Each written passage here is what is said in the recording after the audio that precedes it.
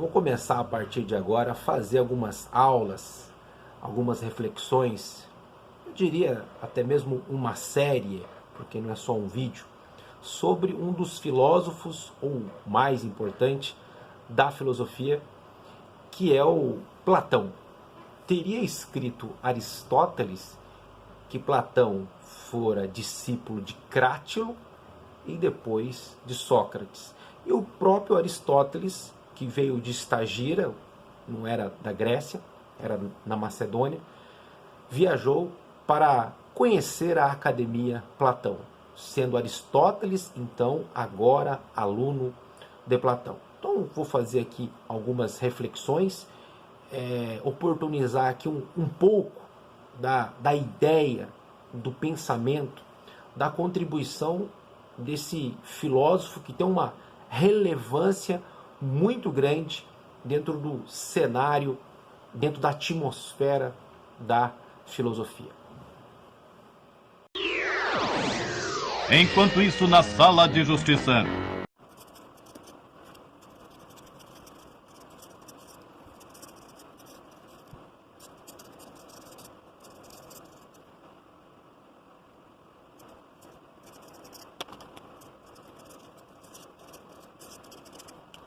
Esse é um vídeo bem introdutório ao pensamento platônico, onde eu vou destacar um pouco da vida, da intencionalidade da família do Platão em relação à filosofia e à política, e um pouco também das suas viagens, porque a possibilidade de entrar em contato com outras culturas, outro idioma, outros princípios e valores, isso é capaz de trazer um enriquecimento acadêmico muito grande para a vida do estudante, do professor, do filósofo.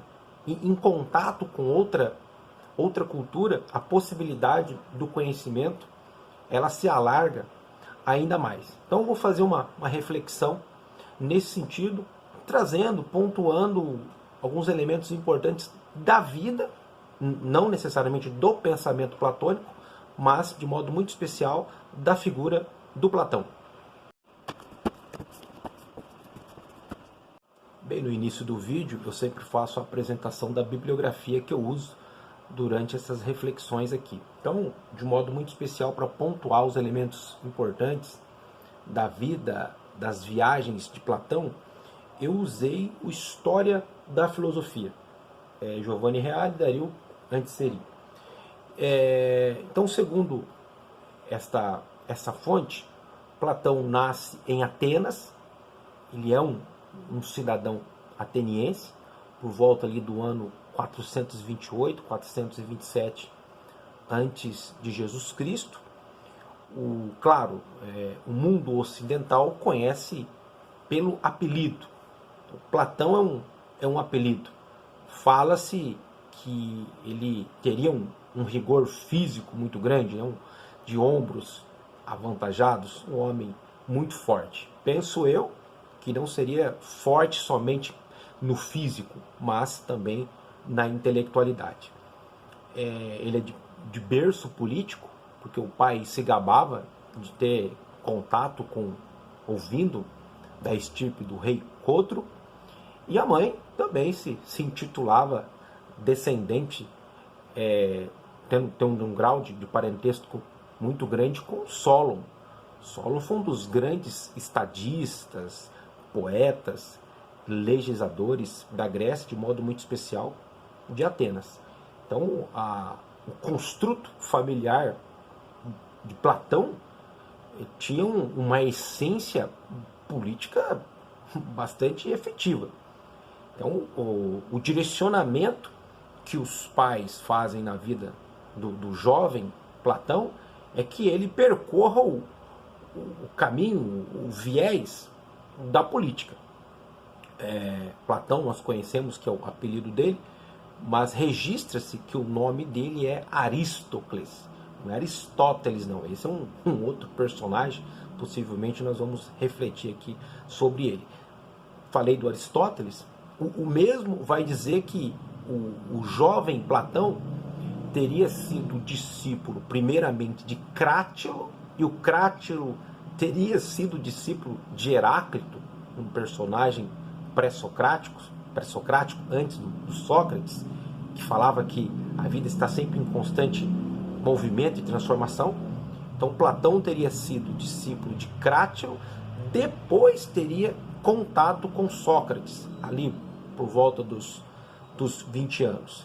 Mas o contato com o Sócrates foi o contato que os jovens atenienses tinham pelo fascínio que o Sócrates exercia na ágora. Pelo o jogo, pela inteligência, pela capacidade que o Sócrates tinha de conduzir a conversa. Então, para ser um político, para dominar a vida pública, o mundo político, é importante que você tenha propriedade da oratória, da retórica, de um sequenciamento lógico no ordenamento das ideias. E o Sócrates era a referência maior ali que o Platão poderia, claro, aprender na ágora. Então, num primeiro momento, frequentando a ágora para ouvir os ensinamentos, as reflexões socráticas, o Platão ele vai ter contato de modo mais direto no ano 404, ano 403, quando Cármides e Crítias, que eram da família Platão, que era um grupo oligárquico, assume o poder. E fala-se que os métodos facciosos e violentos, sejam do Cármides e do Crítias, teria meio que espantado o gosto, né, de Platão pela política. Falou, olha, eu não quero isso para mim não, porque os métodos empregados e usados não são métodos lá adequados para reger uma comunidade, uma polis, uma cidade. Mas creio eu que a decepção maior de Platão com a política, uma vez que a gente tem que deixar claro que a família de Platão queria que ele seguisse o viés, tivesse um direcionamento político, tanto que o pai se gabava de ter contato com o rei Codro, a mãe, descendente de Solo. A crise maior é quando os democratas assumem o poder. Isso está descrito aqui no livro do professor Giovanni Reale, Dario Anseri, não é?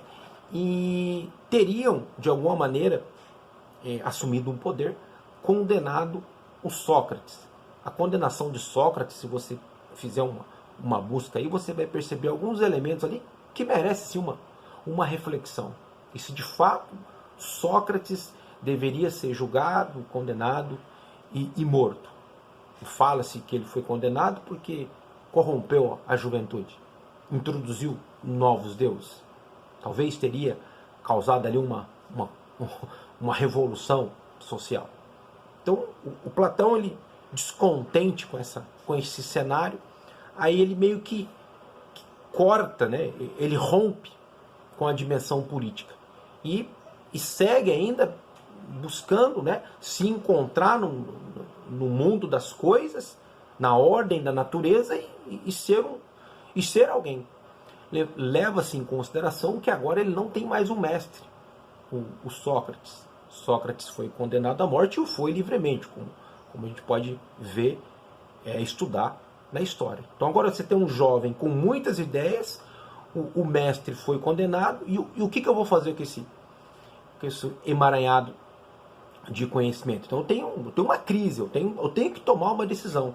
E é nesse momento de tomada de decisão que a gente pode dizer que o amadurecimento também acontece. É quando você é posto à prova que, claro, né, vem o sofrimento, vem a angústia, vem as várias decepções, mas você tem um momento também de crescimento. Então isso foi, diria eu, importante para a vida do Platão. Descontente com a política, não tendo mais a figura de Sócrates, porque foi condenado à morte, Platão, então, ele ruma algumas viagens. Fala-se que no ano de 399 ele foi para Mégara, oeste ali de Atenas, numa viagem tão longínqua. 388 teria ido para a Itália, estou tomando como base o livro História da Filosofia, Itália, Egito, Cirene, região da Líbia.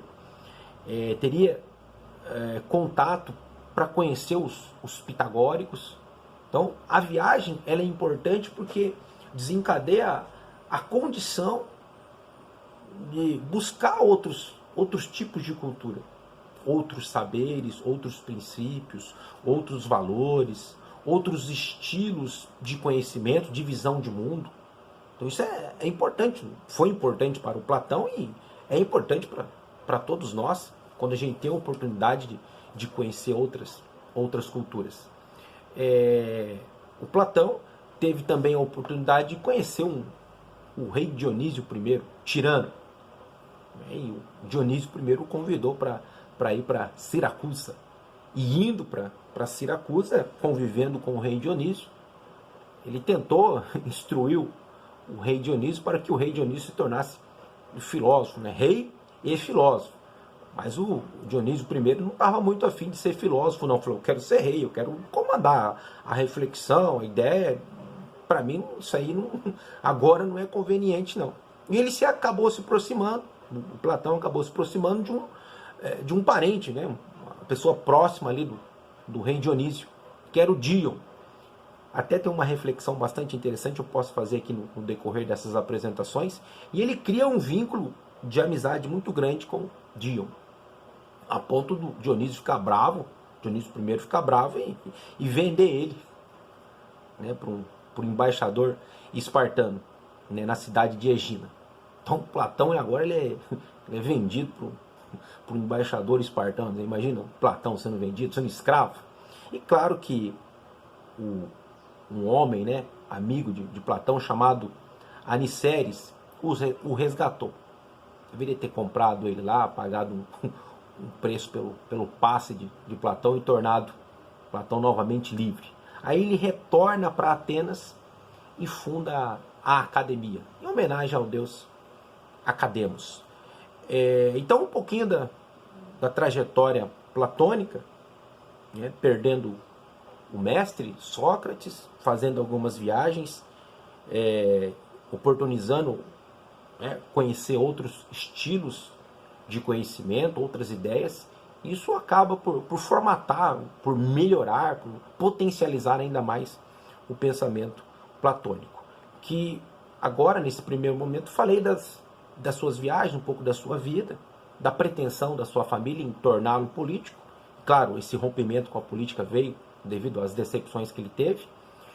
E vou tratar num próximo momento sobre o pensamento platônico, que claro, vai demandar um pouco mais de tempo, um pouco mais de reflexão. Lembrando que a principal novidade da filosofia platônica consiste na descoberta de uma realidade superior ao mundo sensível, ou seja, uma dimensão suprafísica do ser. Daí vem aquela ideia que nós vamos desenvolver melhor aqui, o mundo terreno, o mundo ideal, o mundo real, o mundo perfeito. Mas nas próximas reflexões nós vamos tratar com mais propriedade sobre essa temática bastante relevante no pensamento platônico.